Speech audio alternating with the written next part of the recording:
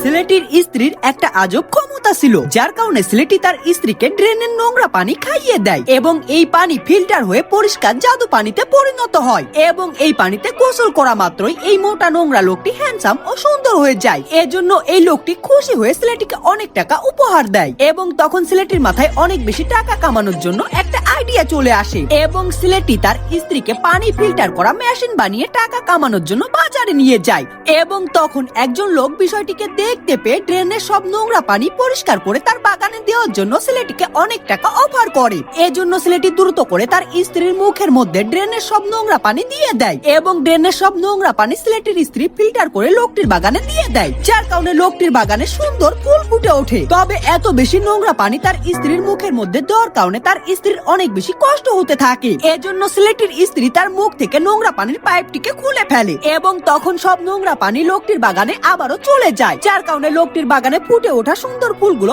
আবারও নষ্ট হয়ে যায় এবং এই লোকটি তখন রেগে গিয়ে ছেলেটির কাছ থেকে সব টাকাগুলো কেড়ে নেয় এবং তখন ছেলেটিও অনেক বেশি রেগে যায় এবং সে তার স্ত্রীকে পেটানোর জন্য মেশিনটিকে ভাঙতে শুরু করে। তবে ছেলেটির স্ত্রী বুদ্ধি করে ছেলেটির চোখের মধ্যে ঝালের গুঁড়া দিয়ে দেয়, যার কারণে ছেলেটির চোখ জ্বালা করতে থাকে এবং সেই সুযোগে ছেলেটির স্ত্রী পালিয়ে যাওয়ার চেষ্টা করে। তবে হঠাৎ সে তার সামনে একটি রোগা ছোট্ট কুকুরের বাচ্চাকে দেখতে পায় এবং মেয়েটির বাচ্চাটিকে দেখে অনেক কষ্ট লাগে। এজন্য মেয়েটি নিজের শরীর থেকে ঘাম জড়িয়ে সেই ঘাম থেকে জাদু পানি বানিয়ে কুকুরের বাচ্চাটির উপর দিয়ে দেয়। তবে এই কুকুরের বাচ্চাটি একটা সুন্দর ছেলেতে পরিণত হয়ে যায় এবং এই ছেলেটি মেয়েটিকে ভালোবেসে আপন করে নেয়।